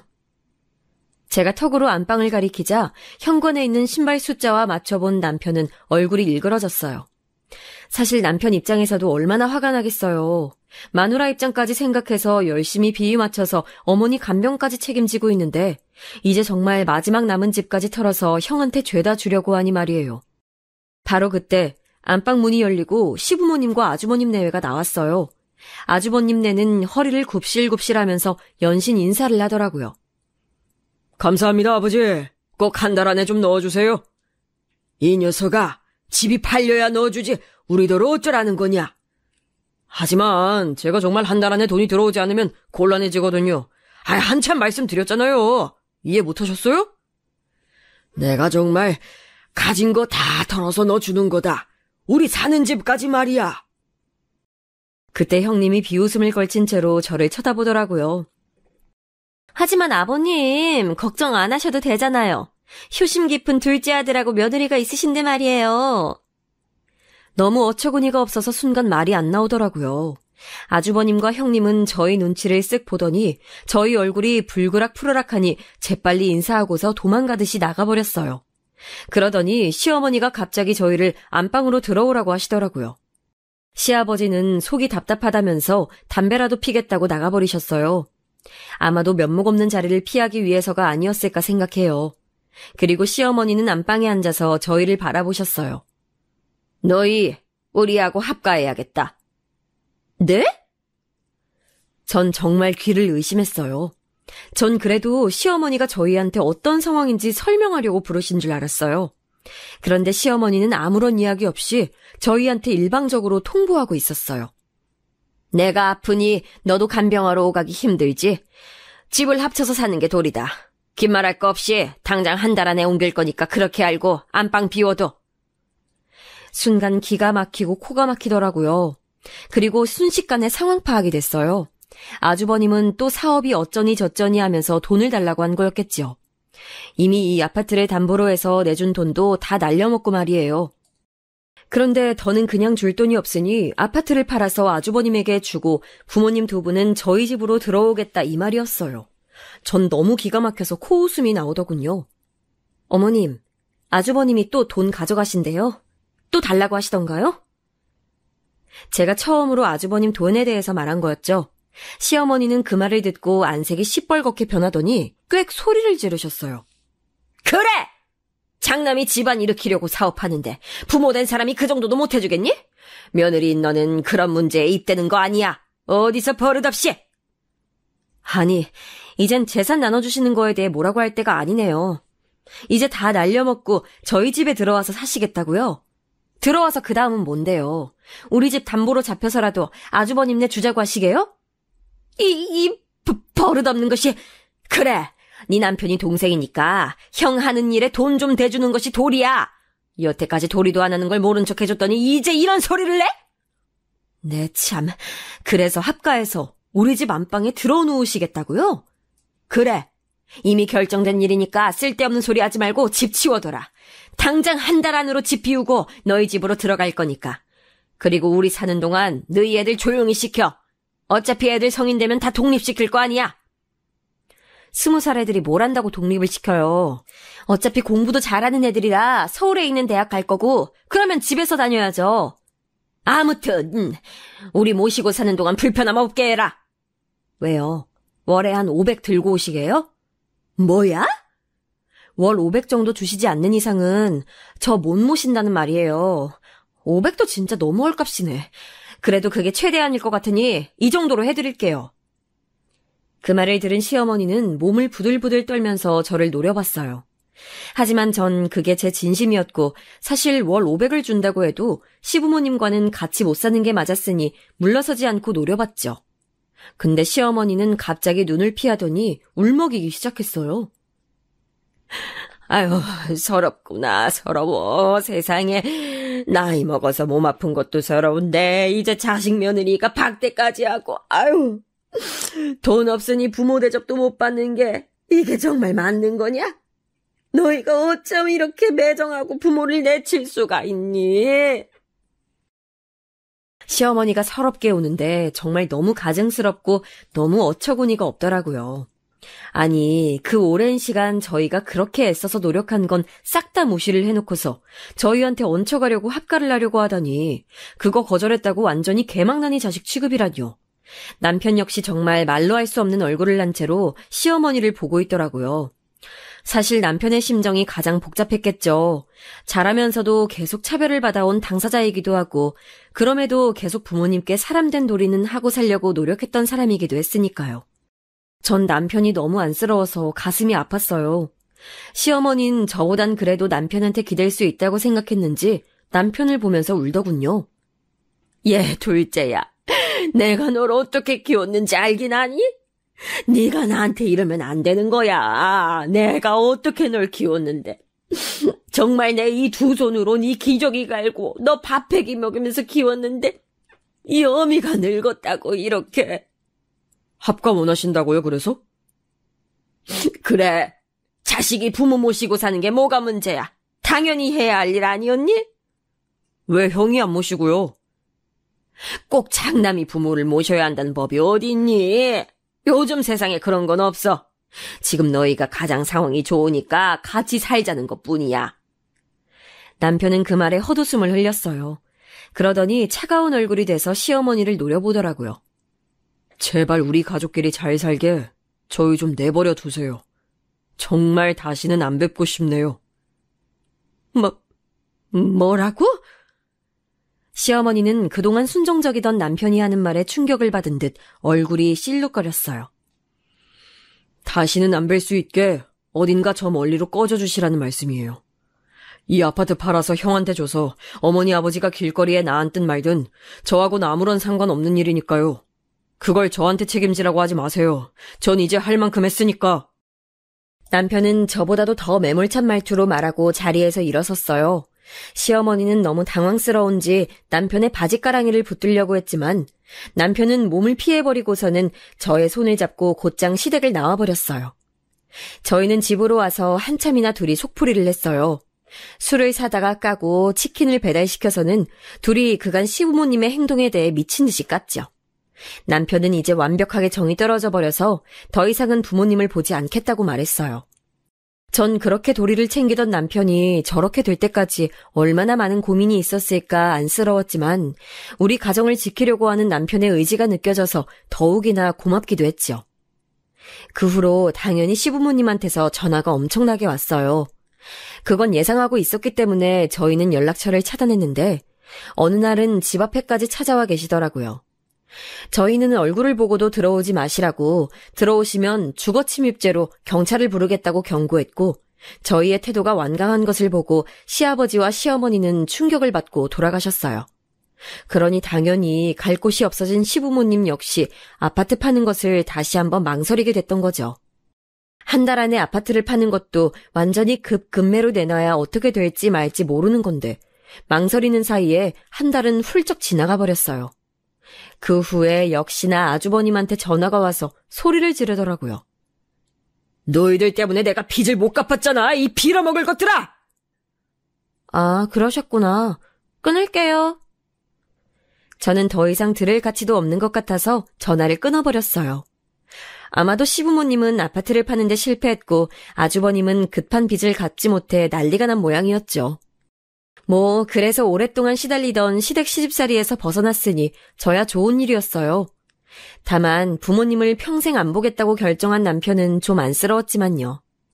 그래도 한편으로는 시달렸던 남편도 홀가분해 보여 다행이었어요. 제 사연은 여기까지입니다. 답답하게 여기셨을 분들도 있겠지만 그래도 들어주셔서 감사하고 여러분들의 가정에도 평안이 가득하길 바라겠습니다.